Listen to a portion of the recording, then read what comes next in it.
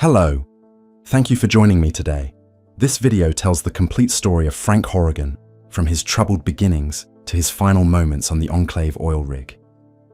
You have probably heard his name whispered in wasteland stories, seen him referenced as the ultimate boss battle, maybe even wondered if the legends about a 12-foot mutant in black armor could possibly be true. They are true, all of them, and the reality is somehow worse than the legend. This is the story of how a psychologically unstable Secret Service agent became the Enclave's ultimate weapon, how years of FEV exposure and brutal experimentation transformed him into something barely human, how he murdered his way across the California wasteland, leaving a trail of bodies that included children, families, and anyone the Enclave classified as impure, and how one tribal, armed with determination and unlikely allies, finally brought down the most powerful mutant in Fallout history. This is not just Frank's story, it is a warning about what happens when organizations decide some lives do not matter, when loyalty becomes more important than morality, when we create monsters and convince ourselves we are heroes. And if you genuinely enjoy this kind of dark storytelling,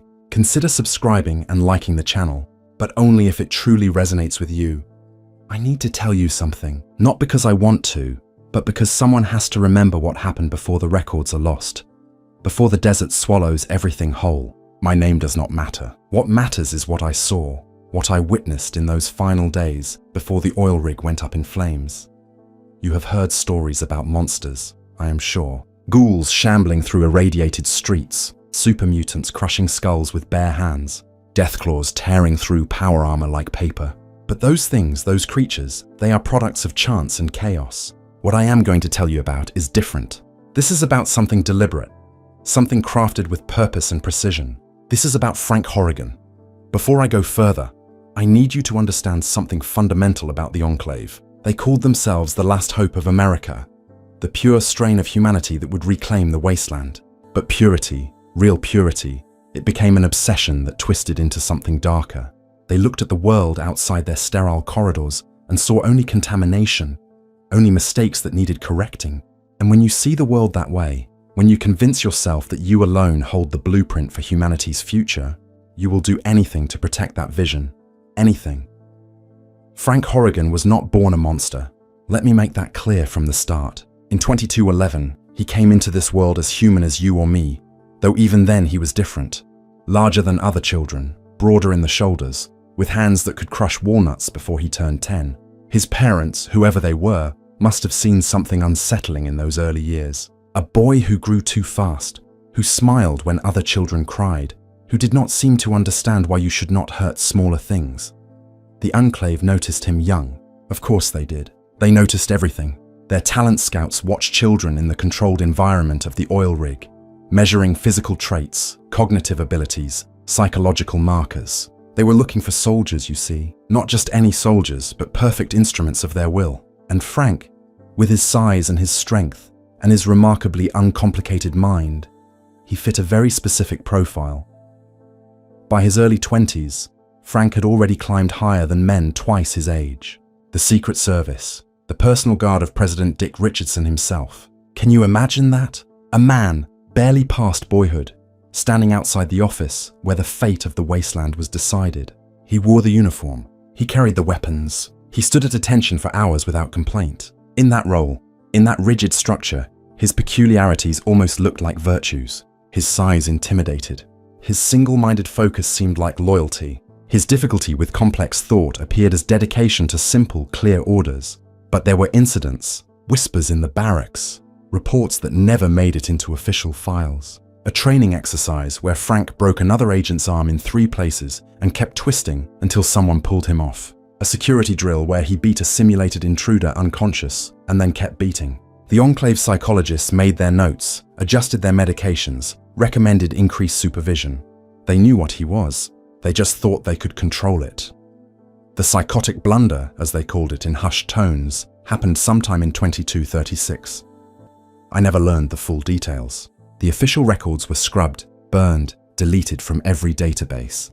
But I heard fragments over the years, a perceived threat to the president that was not a threat at all, a reaction wildly disproportionate to the situation, blood on the walls of a corridor that took 3 days to clean, and Frank, standing in the middle of it all, confused why everyone was screaming, unable to understand what he had done wrong. They could have executed him. Any other organization would have, but the Enclave does not waste resources, and Frank was a resource. So instead of a bullet, he got a transfer. Wasteland patrol duty, they called it. A punishment dressed up as a reassignment. Out there, beyond the safety of the oil rig, beyond the sterile halls where civilized men made civilized decisions about uncivilized acts. Out there, his violent tendencies could be useful. The patrols were brutal work. Not because of what you faced in the wasteland, though that was dangerous enough. Raiders, mutants, radiation storms that could cook you inside your power armor. No, the patrols were brutal because of what you were ordered to do. The Enclave needed slaves, you see. Bodies to dig through the ruins of old-world facilities, to extract resources, to handle materials too dangerous for valuable Enclave personnel. And Wasteland Patrol, that was where you found those bodies. Frank took to the work with disturbing enthusiasm. Other soldiers came back from those missions hollow-eyed, drinking too much, having nightmares about the families they had dragged screaming from settlements. Frank came back eager for the next assignment. He did not see people when he looked at Wastelanders. He saw muties, contaminants, things that looked like humans, but were not quite human enough to matter. It was easier for him that way, simpler. In July of 2236, the Enclave made a discovery that would change everything. Scouts found the ruins of Mariposa military base, buried under tons of rubble and radiation, still holding secrets from before the bombs fell. Inside those ruins, deep in the collapsed levels, the forced evolutionary virus waited. FEV. The thing that created super mutants, that twisted human DNA into something unrecognizable. The Enclave wanted it, needed it. Their plans for reclaiming the world required understanding that virus, controlling it, weaponizing it. So they sent in the excavation teams, and they sent soldiers to round up slaves to do the digging. Frank was part of one of those squads. I try to imagine what it must have been like, watching him move through settlements with his squad behind him. Did people try to run? Did they beg? It would not have mattered. Frank was very good at his job, very efficient. He would grab someone by the arm, and that person became cargo, property, a tool to be used and discarded. If they resisted, well, there are many ways to hurt someone without killing them. Frank knew all of them. By September, the excavation was in full swing. Slaves and Enclave construction crews working side by side in the ruins, pulling away debris, drilling deeper into the mountain. And that was when the mutation started. The base had been sealed but not dead. FEV does not die easily. It lingers in the air, in the soil, in the groundwater. The slaves, unprotected, began changing almost immediately. Skin thickening, bones elongating, minds simplifying. They were becoming super mutants, second-generation ones, less stable than the originals but just as dangerous. Frank was down there when it happened, supervising the work, making sure the slaves kept digging, kept moving. He was not wearing full environmental protection. Why would he? He was Enclave, and Enclave soldiers were supposed to be tougher than wasteland trash. The regulations said protective gear, but regulations also said a lot of things that got ignored when they were inconvenient. I wonder if he felt it. That first moment when the virus entered his lungs, slipped into his bloodstream, began rewriting him at the cellular level. Did he notice the burning sensation? The way his heart started racing? Or was he too focused on his duties? Too simple to recognize what was happening to his own body? What do you think really happened there? Drop your thoughts in the comments. I would like to know if I am the only one who feels this way. The Enclave pulled him out fast once they realized what had happened. Frank Horrigan, exposed to pure FEV, already showing signs of mutation. In any sane world, they would have put him down like they put down infected slaves. But the Enclave saw something else, an opportunity, a chance to study the virus in a controlled subject. Someone they already had files on, someone whose baseline they knew.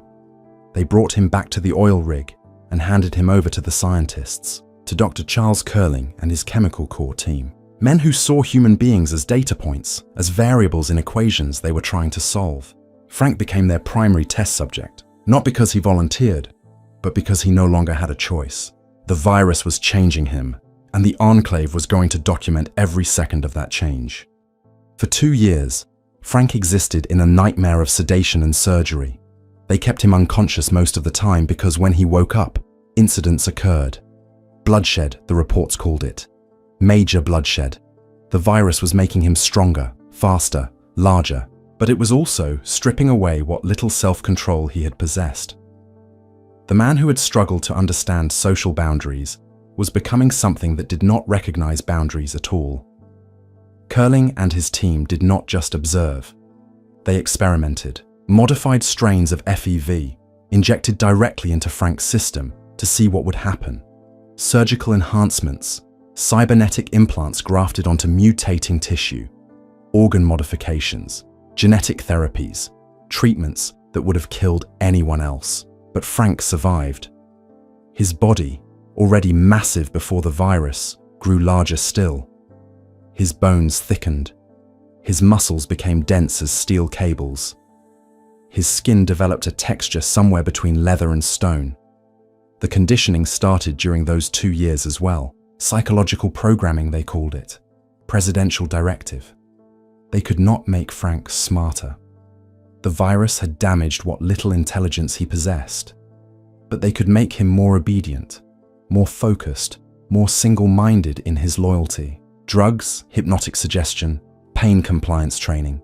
They broke him down and rebuilt him as a weapon that would point exactly where they wanted. I saw the medical reports once, smuggled them out of a restricted archive because I needed to understand what they had created. The details were clinical, detached. Subject exhibits continued cellular growth. Muscle density increased by 340%. Bone structure reinforced through FEV-induced calcium deposition. Synaptic response enhanced, but higher cognitive functions remained suppressed. It read like a technical manual, as if they were describing a piece of equipment instead of what had once been a man. By January of 2239, they ran out of tests. Frank had been pushed to every limit they could measure, and he kept surviving, kept getting stronger. The question became what to do with him. You cannot just store something like that in a cell forever. It needs to be used, needs to serve a purpose. And the Enclave, as always, had purposes in mind. On March 27, 2239, Frank Horrigan was manufactured for his new role. Manufactured, not assigned. That was the word they used in the internal memos. He was no longer considered human enough to receive assignments. He was a product, a tool, a weapon system being deployed into the field.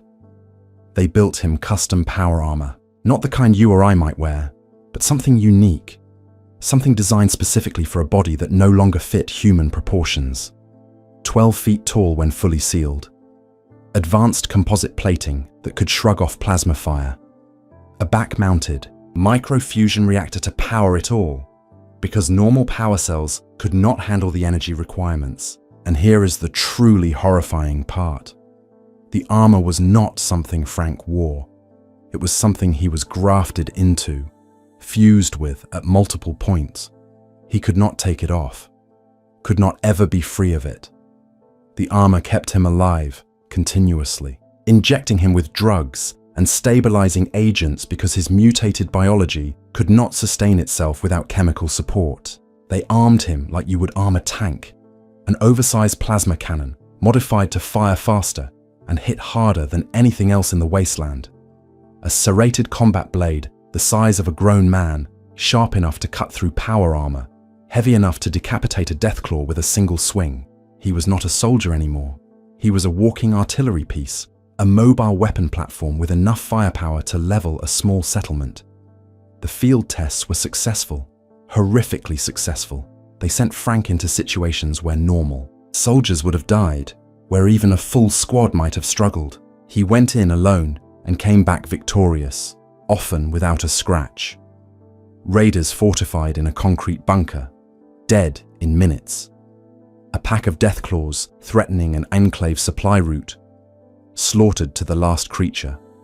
A settlement suspected of harboring spies, erased from existence. The Enclave loved him for it, not as a person, but as a solution. They had sticky problems, situations too dangerous or too politically sensitive for normal operations, and Frank was their answer. Send in Horrigan. Let him handle it. Do not ask too many questions about the aftermath. But the soldiers, the men who had to accompany Frank on missions, they hated him, feared him, called him a freak, a walking nuke, something the tech boys had built in a lab. Most refused to work with him if they had any choice in the matter. Not because he was ineffective, but because of how he did the work. The brutality, the obvious enjoyment, the way he would linger over kills when the mission was already complete, experimenting with different ways to hurt things. Frank himself seemed unaware of their feelings, or maybe he just did not care. His world had narrowed to simple concepts. Orders from the president were good. Disobeying orders was bad. Muties were bad. Killing muties was good. Everything else, the complexity of human interaction, the moral weight of his actions, it all existed beyond his capacity to comprehend. I remember seeing him once, early in my time with the Enclave. I was young then, still believed in what we were doing, still thought the ends justified the means. We were on the oil rig, in one of the main corridors, and Frank was being escorted from one lab to another. The hallway, built for normal humans, was barely wide enough for him. He moved with this strange grace despite his size, each step precise and controlled. His helmet turned as he passed, and I swear I saw his eyes through the visor. They were not angry or hateful, they were empty, like looking into a tunnel that goes down forever, no light at the end. One of the older scientists noticed me staring and pulled me aside after Frank had passed. "Do not make eye contact," he said. "Do not speak to him unless he speaks first. And if he does speak to you, answer simply and directly. He is a resource, nothing more. Treat him like you would treat a piece of dangerous equipment. Respect what it can do, but never forget what it is." I asked what he meant by that. The scientist gave me a look, tired and sad. "He is what happens when we try to play God," he said. "When we take a broken man and break him further in the name of progress. And the worst part? It worked. We got exactly what we wanted. The mainland deployments, that is where Frank truly became legend. Not the good kind of legend, but the kind that parents use to scare children into obedience. Stories filtered back from the wasteland, growing more horrific with each telling. A village wiped out overnight. Every man, woman, and child killed. Even the livestock slaughtered. A caravan ambushed on a trade route. The guards killed so viciously that experienced soldiers threw up looking at the remains. Random encounters with wastelanders who had the misfortune of crossing paths with an Enclave patrol led by a massive figure in black power armor. There was a pattern to the kills, if you knew what to look for. Frank always went for the head. Not a clean shot, but crushing it, pulverizing it, making sure there was nothing left that looked human. The psychologists said it was a coping mechanism, his way of dehumanizing his victims even further. If they did not have faces, they were not really people, just targets, obstacles, things that needed removing. One report, buried deep in classified files, described an incident at a small farming community. Frank's squad had been sent to investigate. Rumors of organized resistance, maybe contact with NCR sympathizers. They found nothing. Just families trying to grow crops in irradiated soil, trying to survive. The squad commander recommended they leave, report back that the settlement was no threat. Frank disagreed. The commander tried to explain that these were not combatants, that the mission parameters did not call for civilian casualties. Frank informed him that all wastelanders were mutants by definition, that contamination from radiation made them less than human, that the president wanted the wasteland cleansed. The commander ordered his men to stand down, not to fire. Frank shot him first, then the soldiers, who looked like they might object. Then he turned on the settlement, alone, methodically, building by building, person by person. The soldiers who survived said it took him 4 hours.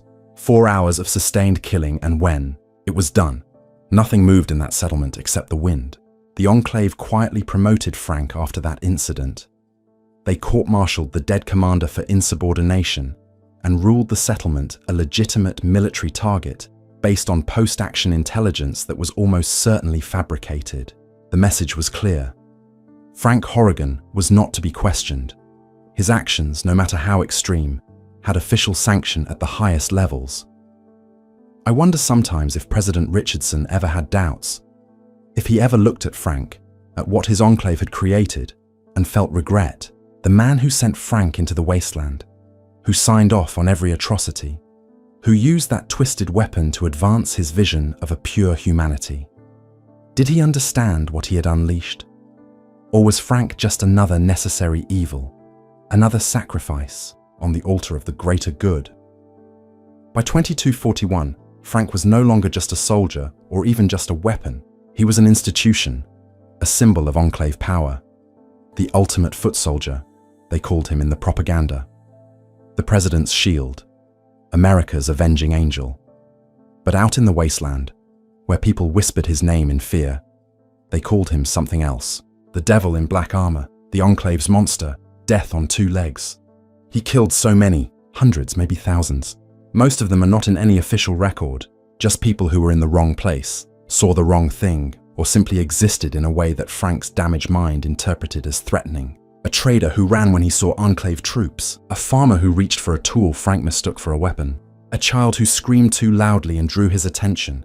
And through it all, Frank believed he was doing the right thing, serving his country, following orders, protecting the last hope of humanity from contamination. His world was simple, black and white, right and wrong. And in that simplicity, in that absolute certainty, he found a kind of peace that men with working consciences can never achieve. The worst part, the part that kept me awake at night after I learned the truth, is that the Enclave succeeded. They took a psychologically unstable man, a human being with problems that could have been treated or managed, and they transformed him into the perfect instrument of genocide. No mercy, no hesitation, no remorse, just efficient, brutal, unstoppable violence in service of an ideology that saw most of humanity as expendable. Frank Horrigan was not an accident. He was not a mistake. He was a deliberate creation, the logical endpoint of the Enclave's philosophy. And that should terrify you more than any ghoul, any raider, any super mutant ever could. Because monsters that come from chaos and radiation, those you can understand, but monsters that come from careful planning, from laboratories and research and systematic effort to create the most efficient killer possible, those are different. Those are the monsters we make when we forget that some lines should never be crossed. The year 2241 marked a turning point in the Enclave's grand plan. Though most of us did not realize it at the time, we were so focused on the work, on the project, on what we believed would be humanity's salvation. FEV Curling 13, named after Dr. Charles Curling himself, had reached its final stages of development, 250,000 gallons of modified virus, refined to kill with extraordinary efficiency. 0.0001% aerosol exposure, that was all it took. Less than an hour for wastelanders. 14.5 hours of agony for vault dwellers with cleaner genetics. Death for everyone who had not been inoculated, which meant death for everyone except us. Frank was assigned to security detail for the final phase. He stood guard outside the laboratories, where Curling and his team worked around the clock, preparing the virus for global deployment. I saw him there often, a motionless statue of black armor and barely contained violence. Sometimes I would walk past and hear breathing through his helmet, heavy and mechanical like a fusion reactor idling. The soldiers joked nervously that you could feel the heat radiating off him from 10 feet away, that his armor was always hot to the touch because the reactor worked overtime keeping his mutated body alive. He never spoke unless spoken to first, never moved unless ordered, but his head would track you as you passed, following your movement with that unsettling precision predators have. I learned to avoid eye contact, to walk quickly, to not exist too loudly in his presence. Most of us did. There was an incident in the commissary one evening. A technician, new to the oil rig, did not know the protocols. He sat at a table where Frank sometimes ate, not realizing that soldiers had an unofficial rule about keeping certain areas clear. Frank entered, saw the technician, and simply stood there, silent, waiting. The temperature in the room seemed to drop. Conversation stopped mid-sentence. The technician, confused, asked if there was a problem. Frank tilted his head, a motion that seemed wrong on something so large. "You are in my space, mutie."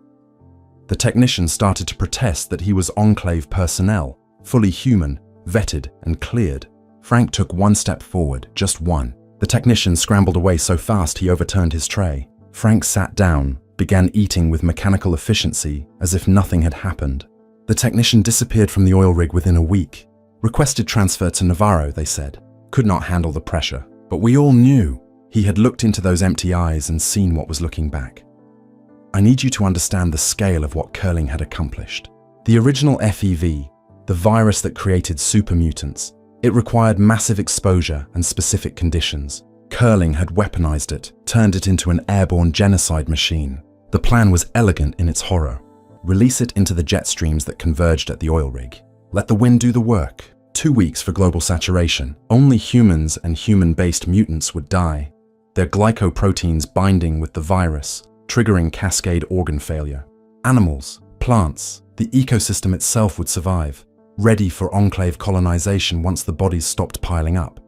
Frank understood none of this complexity. Someone tried to explain it to him once, a scientist who thought maybe Frank deserved to know what he was protecting. Frank listened for maybe 30 seconds before interrupting. President says the muties need to die. I make sure they die. Do not need to know more than that. The scientist persisted, explaining that this was not just battlefield casualties, but the systematic extermination of millions. Frank stared at him until the silence became unbearable, then said, "Good. More muties dead means mission accomplished." That was Frank's worldview in its entirety. Orders from the president were law. Everything outside those orders was irrelevant noise. The scientist never tried to talk to him again. But the wasteland did not forget Frank. Stories spread through trade routes and settlements like radiation sickness. The monster of the Enclave, parents threatened misbehaving children with tales of a giant in black armor who came in the night. Raiders, men who made their living through violence, would abandon territory if they heard Frank was operating in the area. Even super mutants, creatures that feared almost nothing, learned to recognize the sound of his armor's servos and would scatter before he arrived.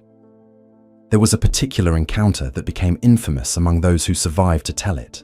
August 30th, 2241. Frank and his squad tracked down an elderly farmer, a man whose scientific knowledge from before the war made him valuable. The Enclave wanted him recruited, brought to the oil rig to work on projects that needed his expertise. They sent Frank because they thought his intimidating presence would ensure compliance. The farmer lived with his son and grandson, a small family, trying to maintain a fragment of civilization in the wasteland. When Frank's vertibird landed, the old man came out to meet them, no fear in his eyes. He had survived the bombs. He had watched the world end. What was one more threat? Frank made the offer. Simple terms. Come with us, work for the Enclave, help rebuild America. The old man refused. He had heard stories about what happened to people the Enclave recruited, how they disappeared into facilities and never came out, how their knowledge was extracted and their bodies disposed of when they were no longer useful. He said no firmly and clearly, said his family had survived this long without the Enclave's help and would continue to do so. Frank asked once more, his tone not changing, not showing frustration or anger, just repeating the order as if the old man had simply not heard correctly. The farmer refused again, told Frank to leave his property, to take his soldiers and his machinery, and go back to whatever hole they had crawled out of. He called the Enclave fascists, called them worse than the Chinese, said at least the bombs had been quick. I often wonder what went through Frank's mind in that moment. Did he feel insulted, angry, or was it simpler than that? Just a calculation that the mission had failed and now required a different solution. He turned to his squad and gave the order. 2 words, kill them. The soldiers hesitated. These were not combatants. An old man, his middle-aged son, a child no older than 10. But Frank's orders came with the weight of presidential authority, and hesitation could be interpreted as insubordination, which Frank had been known to resolve with immediate violence. The squad opened fire. The old man died first, shot multiple times before he hit the ground. His son tried to run, made it maybe 20 feet before the bullets found him. The boy, the grandson, he just stood there, frozen, too young to understand what was happening, too terrified to move. Frank walked over to him, plasma cannon still hot from firing. The boy looked up at him, eyes wide and wet with tears. Frank shot him in the chest. Sent a mass. The plasma turned the child into ash and scattered bones before the body hit the dirt. Then Frank turned to his squad and asked, in that flat mechanical voice, if they wanted to check the house for useful supplies before returning to base. Someone witnessed this. A tribal, barely more than a kid himself, hiding in the brush nearby. He watched the whole thing, watched Frank murder a family for the crime of defying the Enclave. That witness had a name, though Frank did not know it then. The Chosen One, his people called him. The grandson of the Vault Dweller. sent on a quest to save his village from drought and famine.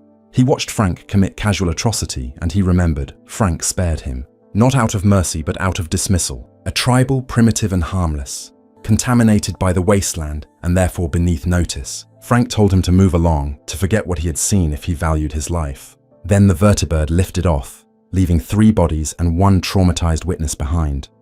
That witness would be Frank's downfall, but not yet. Not for many months. The massacres continued. Frank was deployed to San Francisco, to the Brotherhood of Steel outpost hidden in the city. They had sent an agent named Matthew to infiltrate Navarro, to steal vertibird plans that would give the Brotherhood aerial capability. Matthew succeeded, got the plans, transmitted them back to the outpost. But the Enclave knew. They always knew. Frank was sent to deliver a message. He walked into that outpost alone, no squad for backup. The Brotherhood Knights opened fire immediately. Plasma casters and laser rifles. Weapons that could punch through standard power armor. Frank did not even slow down. He waded through the fire like it was rainfall, bullets and energy blasts sparking off his custom plating. Reached Matthew, who was trying to get to better cover, trying to bring his own weapons to bear. Frank grabbed him by the head, lifted him off the ground with one hand. Matthew shot him point blank with a plasma caster, full charge, right into Frank's chest. Frank laughed, actually laughed, a sound like grinding metal. Then he squeezed. Matthew's helmet crumpled, then his skull. Frank held the body up for a moment longer, making sure everyone in the outpost saw, making sure the message was clear. Then he dropped it and asked his squad, who had been waiting outside, if anyone wanted lunch. The Brotherhood Knights who survived that assault never forgot. They reported back about the monster in black armor, the thing that could not be hurt, could not be stopped.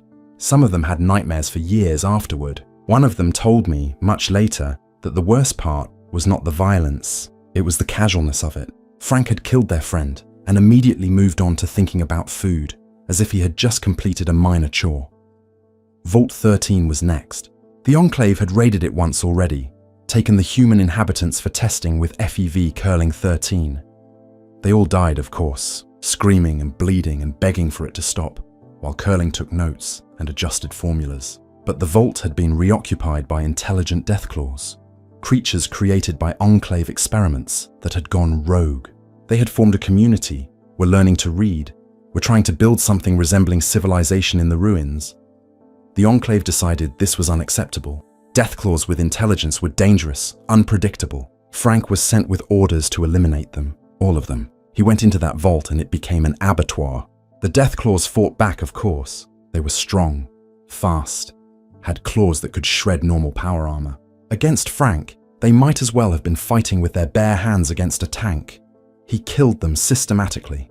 The warriors first, then the females, then the young. Goris, the leader of the pack, a Deathclaw who could speak and reason, tried to negotiate, offered to leave, to take his people far away where they would never be a threat.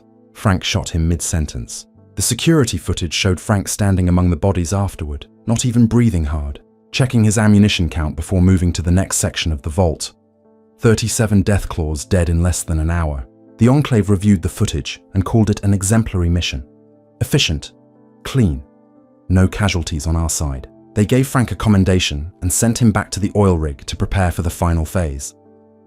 If you have ever wondered what choice you would make in a situation like this, tell me in the comments. I will be reading them. The chosen one, that tribal witness from August, he was getting closer. We started hearing reports of someone asking questions about the Enclave, causing trouble at our outposts, freeing slaves, disrupting operations. The intelligence division dismissed it as a nuisance. One person against the full might of the Enclave's remaining forces. But that one person was gathering allies. Brotherhood of Steel, NCR sympathizers, Vault City resources, people who had lost loved ones to Frank's brutality and wanted revenge. They found Vault 13, saw what Frank had done there. The bodies were still fresh, still bleeding.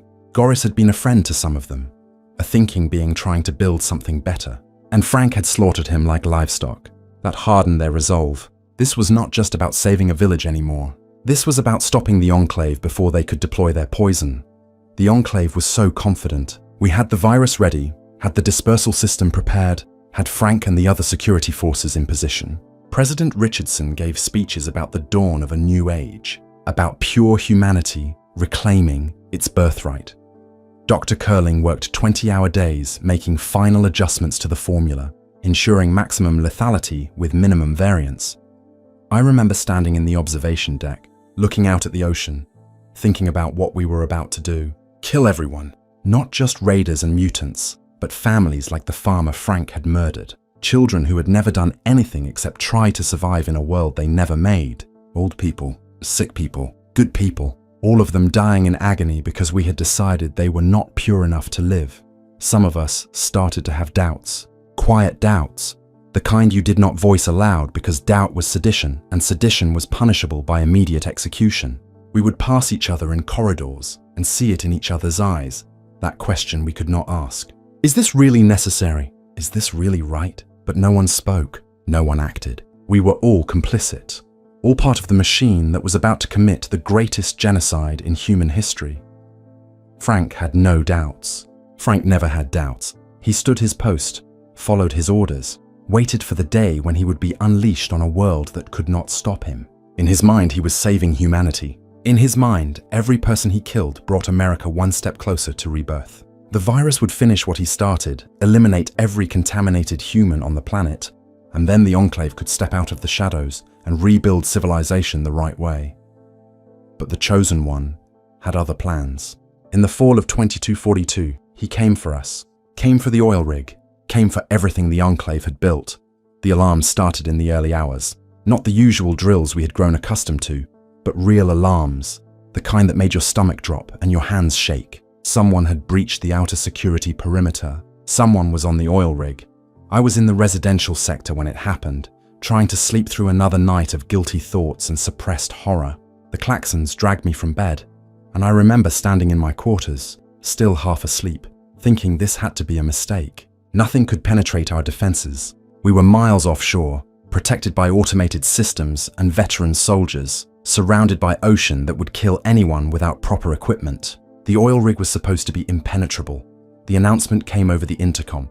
Intruders detected. All personnel to defensive positions. Security teams mobilize. And then, almost as an afterthought, Frank Horrigan to the detention level. That last part made my blood run cold. They were activating Frank. That meant this was serious. I grabbed my gear and headed for my assigned station, moving through corridors that were suddenly full of armed soldiers rushing in every direction.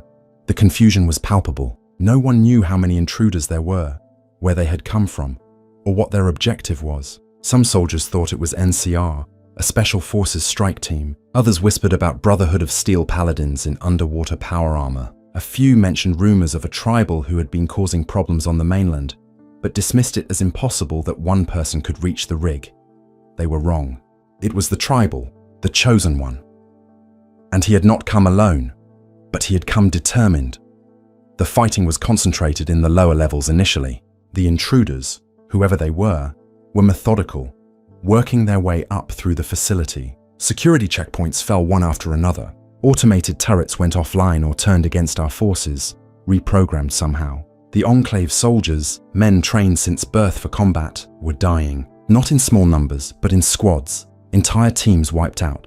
I heard fragments over the radio. Someone talking about impossible shots, about weapons that should not exist in tribal hands, about tactics that spoke of military training.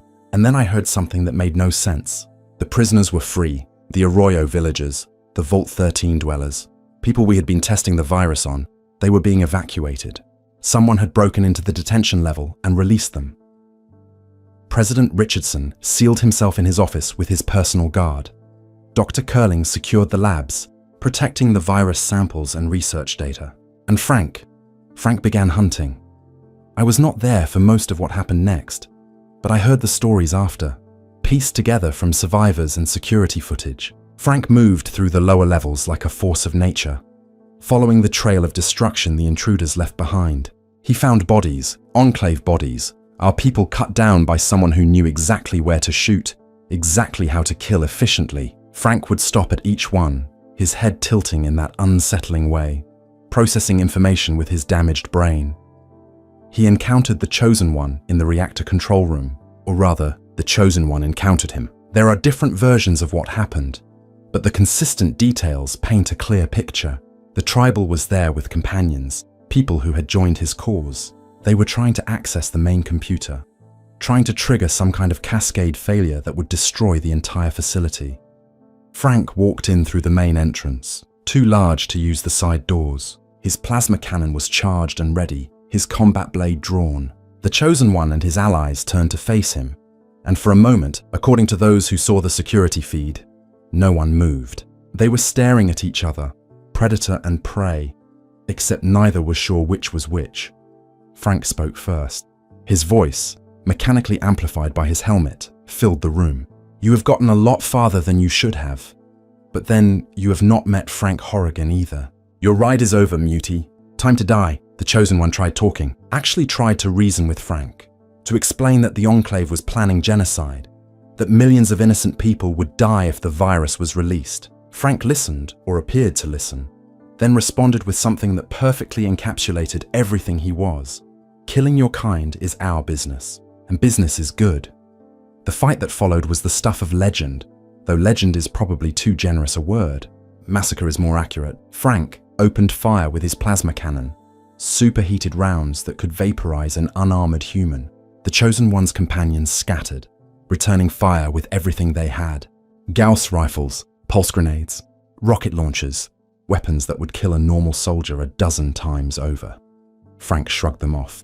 His armor, that custom-built monstrosity grafted to his flesh, absorbed hits that would have destroyed a vertebrate. He kept firing, kept advancing, methodical and unstoppable. One of the Chosen One's companions went down, caught by a plasma burst that melted through their armor like wax. Then another. Frank was winning.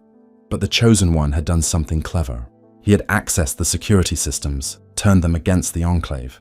The automated turrets, the ones designed to protect critical areas, they activated, and they recognized Frank as a threat, not because of any malfunction, but because the Chosen One had reprogrammed their target parameters. Suddenly, Frank was taking fire from multiple angles, turrets and companions coordinating their attacks. Even then, he almost won. His armor held against the initial barrage, his reactor compensating for the power drain. He killed another companion, crushed them under his boot, while simultaneously firing at a turret. For a few terrible seconds, it looked like Frank was going to butcher everyone in that room, and then continue hunting through the rest of the facility. Then the Chosen One did something unexpected. He called for help, not from his companions, but from the oil rig's last people who might listen. Enclave soldiers, ones who had started to doubt, who had seen too much and wondered if maybe the Enclave had gone too far. A few of them, not many, but enough, they switched sides, turned their weapons on Frank. The betrayal, if Frank even understood it as such, changed nothing in his behavior. He just added them to his target list, started killing Enclave soldiers alongside the intruders. In his mind, they had become muties the moment they disobeyed orders. They were no longer pure, no longer worthy of life. So he killed them without hesitation, without remorse. The damage accumulated. Pulse grenades shorting out his armor systems, Gauss rifle rounds punching through weakened plating, turrets hammering him from angles he could not defend. His reactor started to fail, unable to keep up with the demand. The drugs that kept his mutated body alive, they stopped flowing properly. Frank began to slow, his movements becoming jerky and uncoordinated. He still killed 2 more soldiers before he fell, grabbed one by the throat and squeezed until the vertebrae separated. Shot another point blank with his plasma cannon even as his own armor was failing. He fought until his legs would not hold him anymore, until his systems crashed completely. When he finally went down, when his massive frame hit the deck with a sound like a building collapsing, the reactor room went silent. Everyone stopped shooting, stopped moving, just stared at the thing that had seemed invincible, lying motionless on the floor. Smoke rose from breached plating. Coolant and blood mixed together in spreading pools. For a moment it seemed like it was over. Then Frank moved, his upper body dragging itself forward with one arm because his lower half was not responding. His armor was bisected at the waist, severed by concentrated fire, but he was still alive, still functional, still trying to complete his mission. The Chosen One approached carefully, weapon ready. Frank's helmet turned toward him, tracking the movement. When he spoke, his voice was damaged, distorted by failing systems, but still defiant.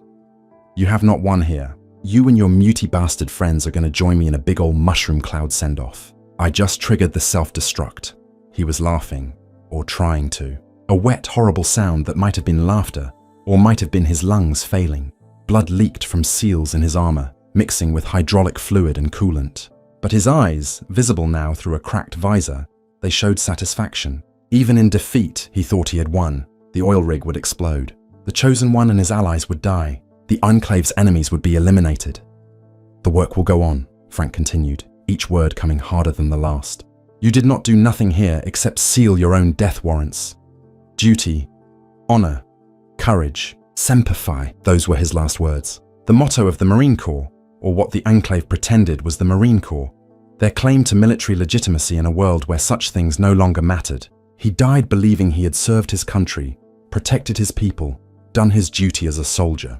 He died without understanding that he had been a monster, that his life had been a crime against humanity given shape and purpose.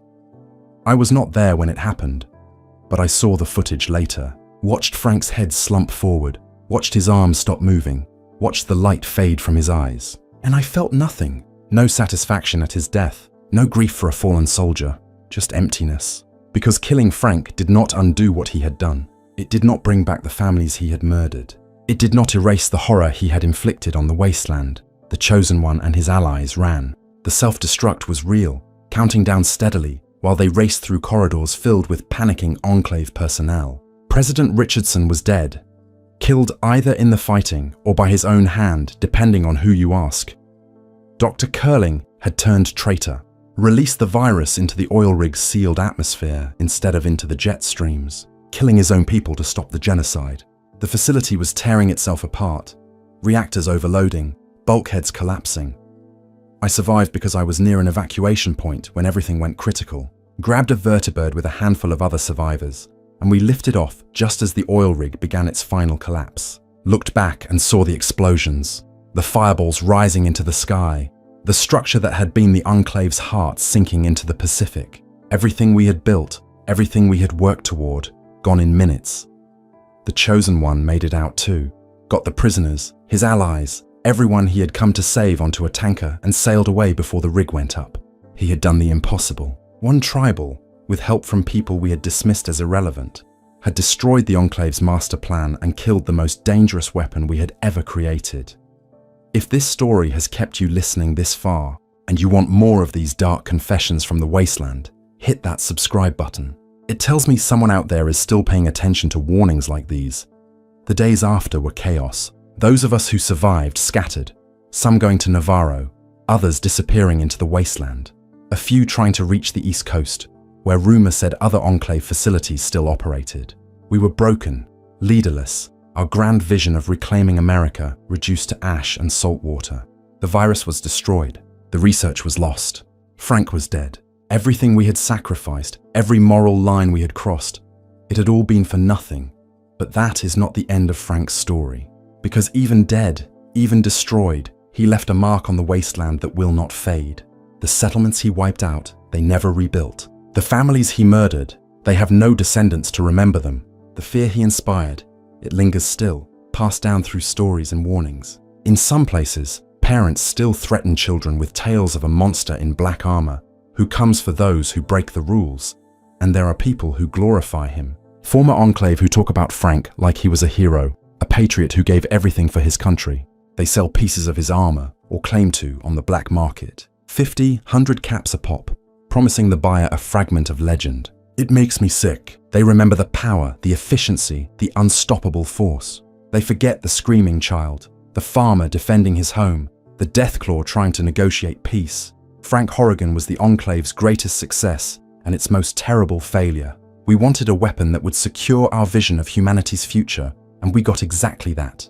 We got a creature so loyal, so single-minded, so utterly dedicated to killing, that it could not be reasoned with, could not be stopped by normal means, could only be destroyed at tremendous cost. We got a walking nightmare that validated every fear the wasteland had about the Enclave's true intentions. The Chosen One could have killed Frank easily earlier if they had encountered him in the wasteland under different circumstances. But on the oil rig, in that final confrontation, Frank had every advantage. Home terrain, support systems, backup from soldiers and turrets, and he still lost. Not because he was weak, but because the Chosen One represented something Frank could never understand. Hope. The belief that people working together, people who cared about each other despite their differences, could overcome even the most terrible monster.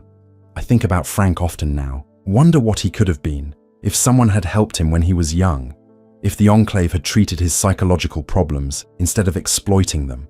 He could have been a good soldier, maybe even a good man, with proper support and medication and therapy. Instead, they took his worst traits and amplified them, turned his disability into a weapon, made him into something that could only destroy. That is the real horror of Frank Horrigan. Not that he existed, but that we created him. We saw a broken human being and we broke him further. We took his loyalty and twisted it into fanaticism. We took his violence and refined it into genocide. And we did it all while telling ourselves we were the good guys, the last hope of civilization, the pure strain of humanity that would save the world. The years after the oil rig have given me time to think, to process what we did and what it cost. I live in a settlement now, far from anywhere the Enclave used to operate. Changed my name, grew a beard, learned to keep my head down and my mouth shut about my past. Most days, people here think I'm just another wasteland survivor with a drinking problem and nightmares I will not talk about. They are half right, but I cannot escape Frank. Not really. His ghost follows me through every quiet moment. Every time I close my eyes and try to sleep, I see him standing in that corridor on the oil rig, motionless and menacing. I see the security footage of him murdering that family, the casual efficiency of it. I see his bisected body dragging itself forward, still trying to kill even as death claimed him. And I ask myself the same question over and over. Could I have stopped it? Could any of us? The truth is complicated and ugly. Yes, we could have stopped it. At a dozen different points, someone could have said no. When they first identified Frank as psychologically unstable, they could have given him treatment instead of a security clearance. When he had his psychotic incident, they could have imprisoned or executed him instead of sending him to the wasteland. When he was exposed to FEV, they could have put him down humanely instead of seeing an opportunity. At every turn, there was a choice between doing the right thing and doing the expedient thing, and we chose expediency every single time. But here is the harder truth. Most of us never had the power to make those choices. The decisions came from the top, from President Richardson and his inner circle, from the ideology that had been baked into the Enclave since before the bombs fell. We were cogs in a machine designed to produce monsters, and Frank was just the most obvious product of that design. Saying no would have meant being labeled a traitor, which meant joining Frank's target list. So we stayed silent. We followed orders. We told ourselves that someone else would fix it, that surely the people in charge knew what they were doing. They did not. They knew exactly what they were doing, and they did it anyway because the ends justified the means. Always the ends, always the greater good. Kill 1 million to save 1 billion. Sacrifice morality to preserve humanity. Create a monster to fight monsters. The logic was circular and poisonous, and it infected everything the Enclave touched.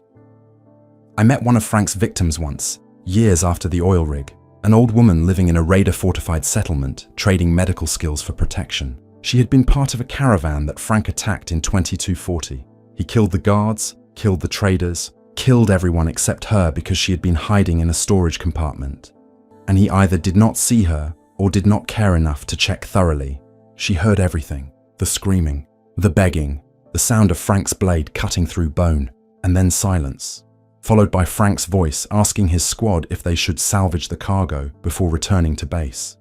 She told me this story without knowing who I was, what I had been, just making conversation with another wasteland drifter over a bottle of Rockgut whiskey. When she finished, she stared into her cup and said something I will never forget. The worst part was not that he killed them. Death is everywhere out here. The worst part was that it meant nothing to him. They died begging for mercy from something that did not understand what mercy was. I wanted to tell her I was sorry, that I had been there, had been part of the system that created Frank, that I carried guilt for every person he killed because my silence enabled it. But I said nothing, just refilled her cup and changed the subject. Because what good would the truth have done? It would not have brought back her friends, would not have healed her trauma, would only have added another target to her list of people to hate. The Enclave fractured after the oil rig. Some went east, joined up with the remnants operating out of Raven Rock and Adams Air Force Base.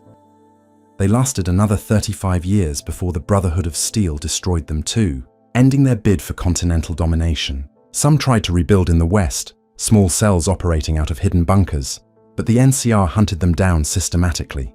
By 2250, the Enclave as an organization was effectively extinct, reduced to scattered individuals trying to forget what they had been. A few of us tried to make amends. There was a former scientist who dedicated his remaining years to helping super mutants, developing treatments for the Nightkin's schizophrenia caused by stealth boy addiction. An ex-soldier who joined the followers of the apocalypse, teaching wasteland communities how to purify water and grow crops in irradiated soil. Small gestures that could never balance the scales, but gestures nonetheless, trying to add something good to a world we had tried to cleanse with fire and poison. I asked the scientist once, late at night when we were both too drunk to maintain proper operational security, if he thought we could be forgiven. He looked at me with eyes that had seen too much and said, "Forgiveness is not for us to decide. We did what we did. The wasteland will judge us, and the wasteland does not forget." He was right. The wasteland does not forget. Walk into certain settlements and mention the Enclave. Watch how people react. Fear, anger, hatred. We are the boogeyman. The cautionary tale. The warning about what happens when ideology becomes more important than humanity. And Frank is the ultimate symbol of that. The weapon that could not be controlled. The monster that turned on its creators. The logical endpoint of a philosophy that saw most of humanity as expendable. There are still people who worship what the Enclave represented. I have encountered them in my travels, usually young wastelanders who never experienced the Enclave firsthand and romanticize what we claim to be rather than what we actually were. They talk about restoring order, about pure humanity reclaiming its birthright, about the need for strong leaders willing to make hard choices. When they learn I was Enclave, some of them look at me with reverence, like I am some kind of hero from a better time. I tell them about Frank, tell them everything. The murders, the experiments, the casual cruelty, the absolute certainty that what he was doing was right. I tell them about standing in corridors and feeling his eyes track my movement, knowing that one wrong word could get me classified as a mutie and added to his kill list. I tell them about the farmer and his grandson, about the deathclaws in Vault 13, about every atrocity Frank committed in the name of preserving pure humanity. Most of them go quiet after that. Some get angry, accuse me of lying or exaggerating. A few, and this is the truly disturbing part, they nod like I have just confirmed their beliefs. Like Frank's brutality was not a warning, but an instruction manual. Those are the ones I worry about. Those are the ones who would build another Enclave if given the chance, who would create another Frank and point him at their enemies. The cycle threatens to repeat, not with the Enclave specifically, but with the philosophy behind it. Every few years, some settlement or faction decides that the wasteland would be better if they were in charge. If everyone who disagreed with them was eliminated, if purity of ideology or genetics or culture was enforced through violence, they start small usually, exiling outsiders, restricting resources to approved groups, treating certain mutations or origins as markers of inferiority. And if no one stops them, they escalate. They always escalate. I have tried to stop some of them. Warned settlements when I saw the signs. Shared intelligence with groups fighting against emerging fascist movements. Sometimes it works. Sometimes people listen to a reformed Enclave officer explaining how the road to genocide is paved with good intentions and classification systems. Sometimes they thank me and adjust course, recognizing the danger before it consumes them. Sometimes they kill the messenger. I have scars from settlements that decided my warning was actually proof that I was the problem, that someone with my history had no right to lecture anyone about morality.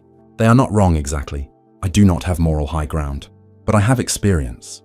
I know what the endgame looks like. I have seen what happens when you decide that some lives matter less than others. When you create categories of acceptable targets, when you build weapons like Frank and convince yourself you are the hero of the story. The Brotherhood of Steel, they understood this better than most. After they helped destroy the oil rig, after they saw what the Enclave had become, they made changes to their own organization, recognized that their hoarding of technology, their elitism, their willingness to let wastelanders die to preserve their mission, that was a path toward becoming another Enclave. Not every chapter learned the lesson. Some doubled down, became more isolated, more convinced of their superiority. But others opened up, started helping communities, started seeing wastelanders as people worth protecting rather than potential threats. The NCR learned different lessons. They saw the Enclave's centralized authority, its presidential structure, and decided democracy was the answer.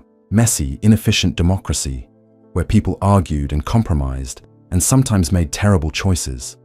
But at least those choices came from consensus rather than dictate. It is not perfect. The NCR has its own problems, its own imperialism disguised as civilization.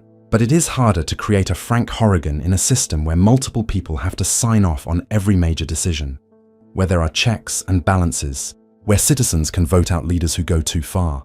I think about what Frank could have been in a different system. In the NCR, his psychological problems would have been identified and treated, or he would have been discharged before he could hurt anyone. In the Brotherhood, his strength would have been valued, but his instability would have kept him from frontline duty, maybe assigned him to logistics or defense where his capabilities could be useful without being dangerous. In any halfway sane organization, Frank would have been a cautionary tale about the importance of mental health screening, not a weapon to be deployed against civilians. But the Enclave was not sane. It was the fever dream of men who survived the apocalypse by hiding in a bunker and convinced themselves that this made them special, that their survival proved their superiority, that they had the right and responsibility to reshape humanity according to their vision. And Frank was the perfect instrument for that vision, because he could not question it, could not doubt it, could only execute it with maximum efficiency. There is a settlement in the far north, built around a pre-war factory that somehow survived mostly intact. They have rules there, strict ones, about who gets to join and what behaviors are acceptable. Nothing explicitly genocidal, but the pattern is familiar. Emphasis on pure bloodlines, whatever that means in a world soaked in radiation. Restrictions on who can have children, mandatory genetic testing. When I passed through and heard about their system, I asked to speak with their council. I told them about Frank, told them everything.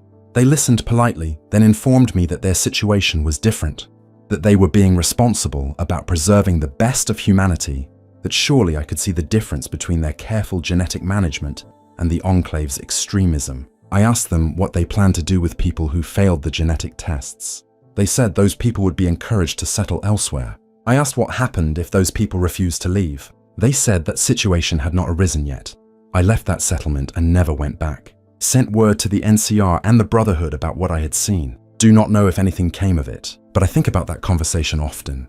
The polite euphemisms, the reasonable tone, the absolute certainty that they were different, that their classification system was scientific rather than ideological, that their exclusions were necessary rather than cruel.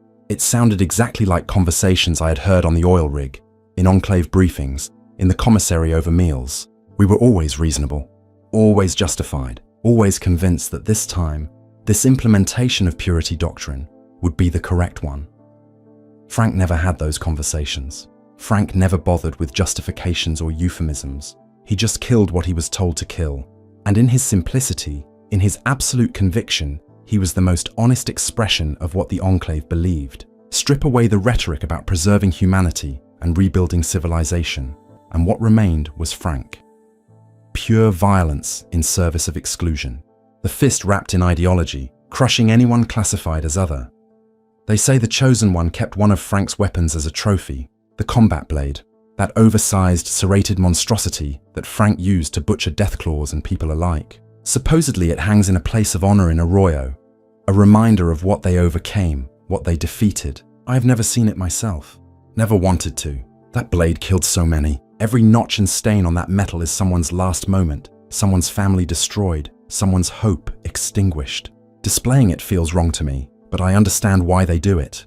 They need to remember that monsters can be beaten, that overwhelming force and technological superiority do not guarantee victory. That courage and cooperation can overcome even the most terrible weapons. I wish I could believe that as strongly as they do. Most days I think we just got lucky.